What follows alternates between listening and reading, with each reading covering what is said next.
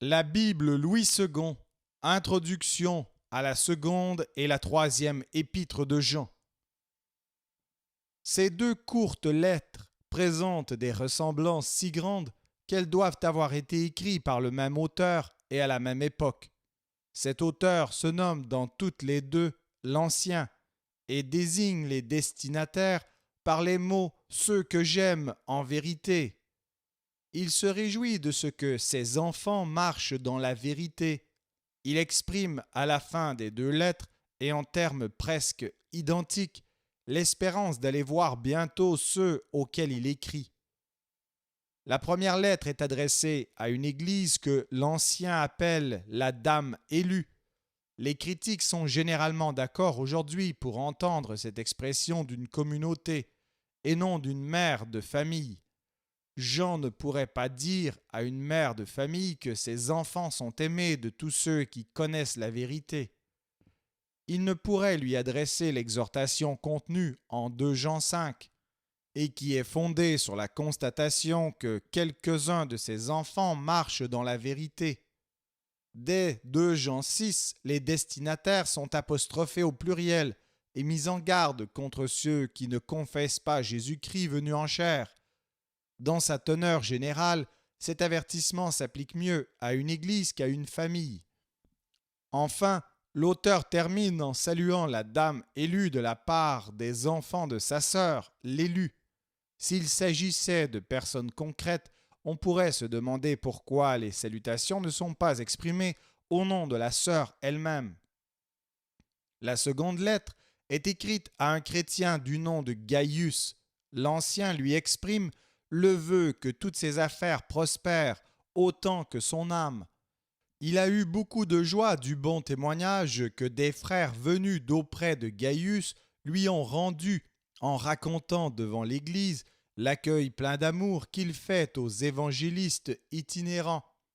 L'Ancien a écrit à la communauté dont Gaius est membre, mais son autorité n'est pas reconnue par Diotrephe, probablement évêque de cette Église. Quand il s'y rendra, il lui reprochera les méchants propos qu'il répand sur son compte, son refus de recevoir les frères du dehors, la pression qu'il exerce par l'excommunication sur les membres de l'Église pour les empêcher de leur donner hospitalité.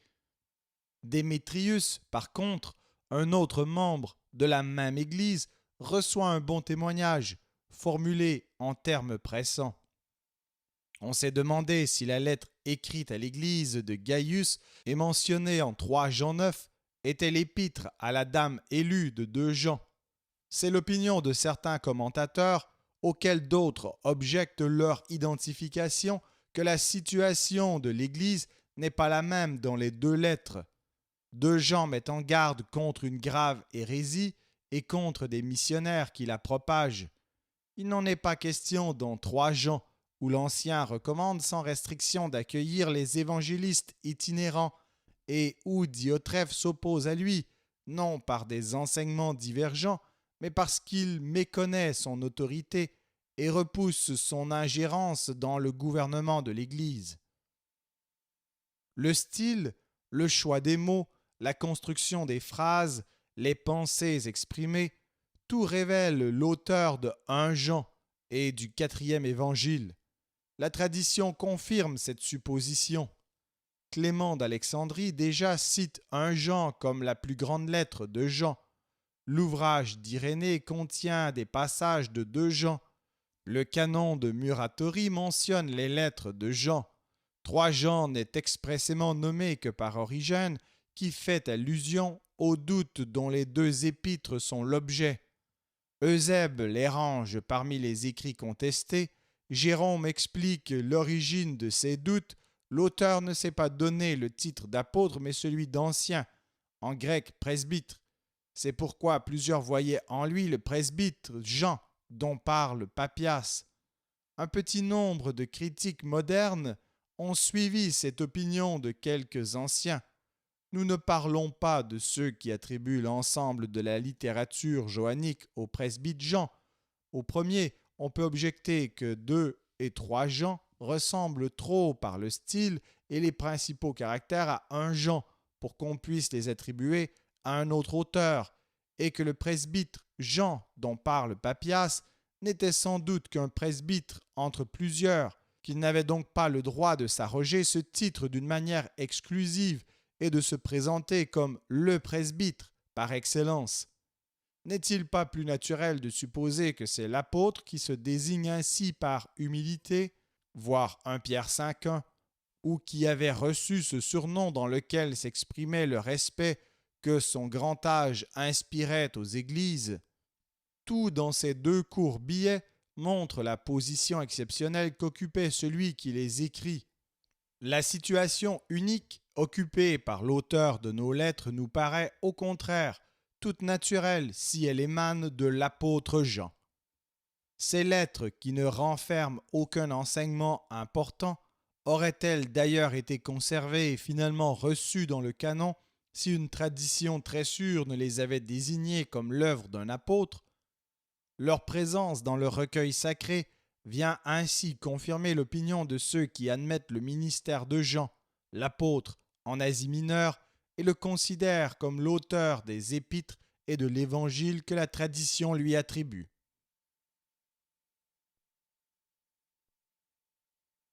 Seconde épître de Jean. L'Ancien, à Kyria l'élu, et à ses enfants que j'aime dans la vérité. Et ce n'est pas moi seul qui les aime, mais aussi tous ceux qui ont connu la vérité, à cause de la vérité qui demeure en nous et qui sera avec nous pour l'éternité. Que la grâce, la miséricorde et la paix soient avec vous de la part de Dieu le Père et de la part de Jésus-Christ, le Fils du Père, dans la vérité et la charité. J'ai été fort réjoui de trouver de tes enfants qui marchent dans la vérité, selon le commandement que nous avons reçu du Père. Et maintenant, ce que je te demande, Kyria, non comme te prescrivant un commandement nouveau, mais celui que nous avons eu dès le commencement, c'est que nous nous aimions les uns les autres, et l'amour consiste à marcher selon ses commandements. C'est là le commandement dans lequel vous devez marcher, comme vous l'avez appris dès le commencement. Car plusieurs séducteurs sont entrés dans le monde, qui ne confessent point que Jésus-Christ est venu en chair. Celui qui est tel, c'est le séducteur et l'antéchrist. Prenez garde à vous-même, afin que vous ne perdiez pas le fruit de votre travail, mais que vous receviez une pleine récompense. Quiconque va plus loin et ne demeure pas dans la doctrine de Christ n'a point Dieu. Celui qui demeure dans cette doctrine a le Père et le Fils. Si quelqu'un vient à vous et n'apporte pas cette doctrine, ne le recevez pas dans votre maison et ne lui dites pas salut, car celui qui lui dit salut participe à ses mauvaises œuvres. Quoique j'eusse beaucoup de choses à vous écrire, je n'ai pas voulu le faire avec le papier et l'encre, mais j'espère aller chez vous et vous parler bouche à bouche, afin que notre joie soit parfaite. Les enfants de ta sœur, l'élu, te saluent. Merci d'avoir écouté cet enregistrement de la Bible. N'hésitez pas à le partager. Vous pouvez également télécharger la version MP3 sur le site Un Héros dans le net. Vous avez le lien dans la description. En visitant notre chaîne, vous allez également trouver d'autres versions de la Bible en audio, ainsi que plusieurs ressources pour étudier la parole de Dieu. Toutes ces ressources sont mises à votre disposition gratuitement. N'hésitez pas de nous faire un don si le Seigneur vous le met à cœur en utilisant le lien qui est également dans la description. Merci encore et que Dieu vous bénisse.